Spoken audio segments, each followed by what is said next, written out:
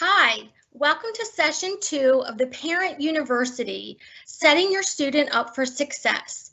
My name is Heather Esposito, and I'm excited to share this presentation with you today as the Teacher Technology Coach for the Cherry Hill School District. We thank you for your patience last evening as we experienced some technical difficulties. Fortunately, after the live session ended, we were able to record it for you, and it is now posted in the Parent University under session 1. We would like to remind you that during these live streams, you can use the chat Q&A feature to post any questions that you might have. For the first thing we want to talk about is the need for understanding your child's schedule. And when we talk about schedule, we mean not just the schedule that the child has for school, but a schedule that you might want to nurture at home as well. If you are unsure of your child's schedule for school, we encourage you to revisit the Return to Learn plan, which is linked in the slideshow and also posted on the Cherry Hill School District website. You can also find the link to your child's school website in the link provided here.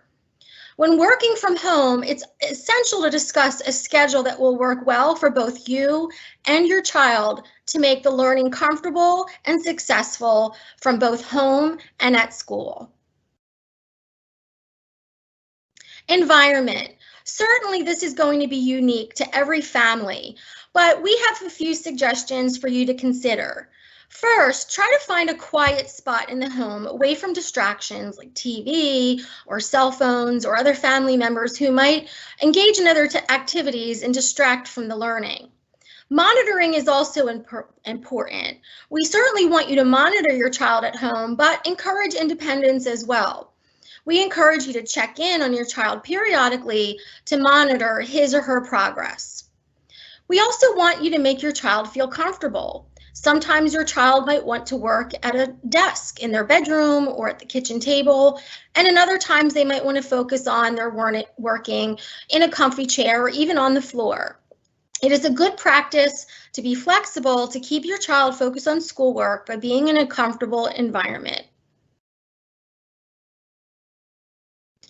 We also wanted to share with you some video lesson expectations. Whether your child is in the hybrid model or working entirely from remote, there are some occasions where they will be asked to join a Meet or a Teams or a Zoom event. So we wanted to share with you some tips that you might want to share with your student to be successful on these video calls. For instance, in advance, make sure your child checks in with the teacher for the date and time and the regular schedule of these meets. Be on time. Make sure that you even arrive early to make sure you're logged into your device and ready to go. Stay engaged. While we encourage using the mute feature or even taking video off, there are some extensions that your child's teacher might share to promote engagement and involvement during these Meet sessions. Use the chat feature to ask questions, as your teacher will be able to regularly go back and see any questions or comments that your student has shared. Wait for your teacher to call on you. If there's an opportunity for participation, encourage your child to be patient and wait his or her turn to participate in class.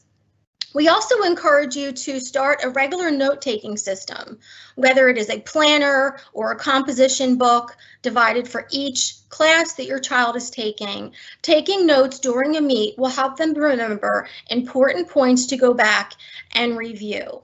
If your child is asked to record a video or present during a video recorded session, remind your child how important it is to execute their voice, make eye contact, and be responsible and respectful in their participation.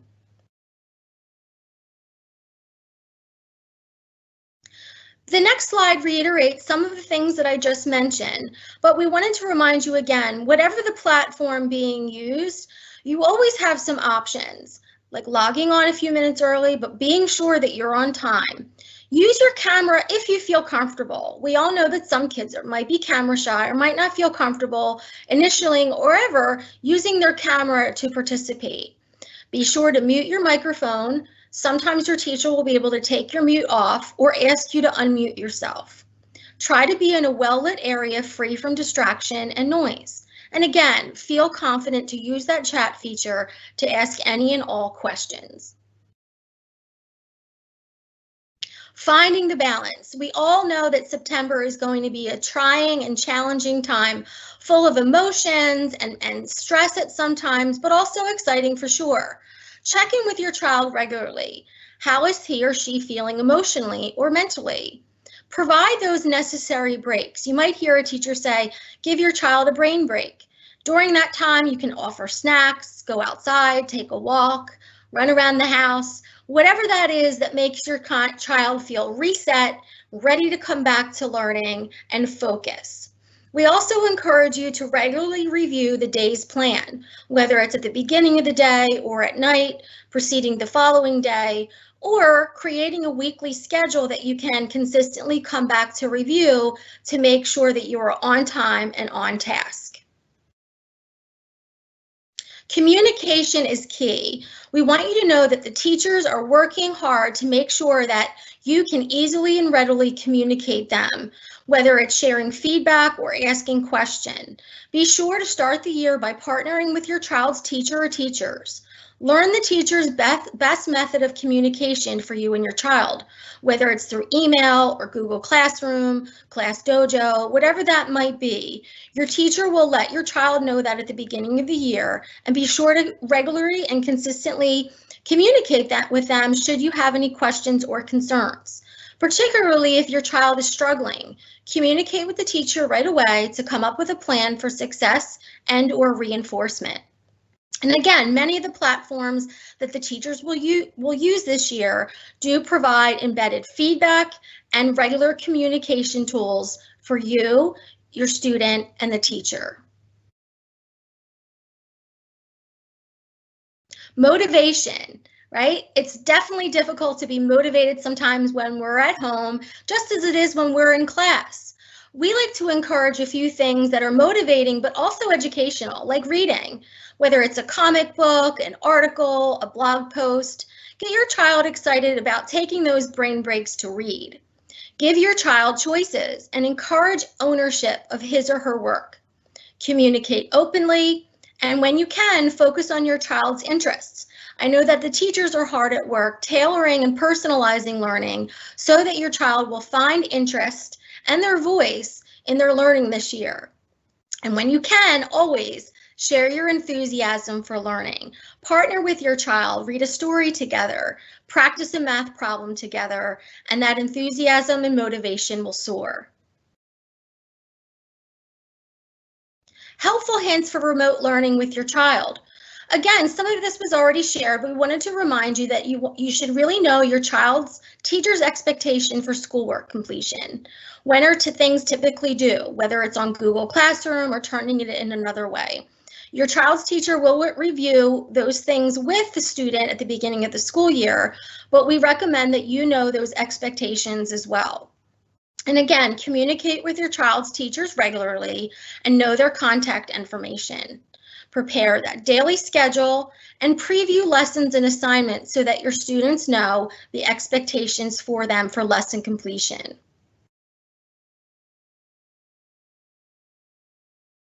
Finally, in every slideshow and presentation we're going to share with you, we want to offer some additional resources. So I've compiled 3 resources that are very recent and provide some tangible and helpful tips that you might want to read, explore, and implement. These are also shared on the Parent University for you to access. The first is from the New York Times, and it's called Setting Up Learning Space at Home. If you're thinking about finding that comfy space for your child and working together with your child to create that space, some awesome tips and suggestions are here. I talked about those brain breaks. Most of the teachers, in fact, all of the teachers in our school district have explored ways to promote mindfulness, whether in the classroom or at home. So when you're thinking about finding the balance, you might want to explore the resources regarding mindfulness as a way to promote engagement and enthusiasm for learning. And then finally, the last link is called 22 Remote Learning Tips for Teaching for Parents.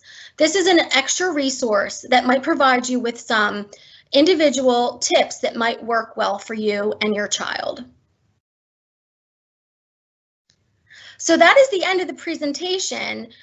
Please continue to use the chat feature for any questions. And I can take any of those questions now if you want to give those to me, Farah or Mark.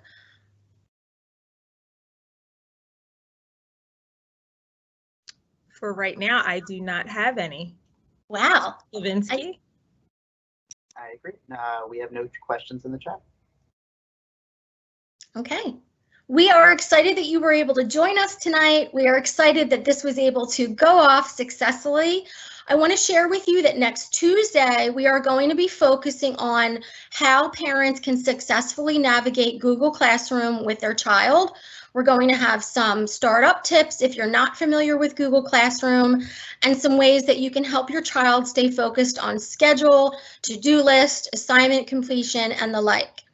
The last presentation next week will share with you some of the most common and used virtual learning platforms that you can expect your students might be using this year. So think about some of those questions in advance if you plan on joining us.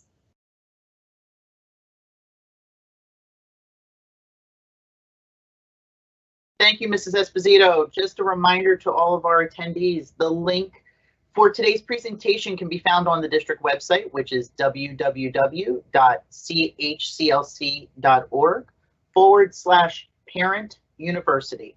That can also be linked from the parents link at the top of the district homepage. Thank you again for joining us today. Have a great evening.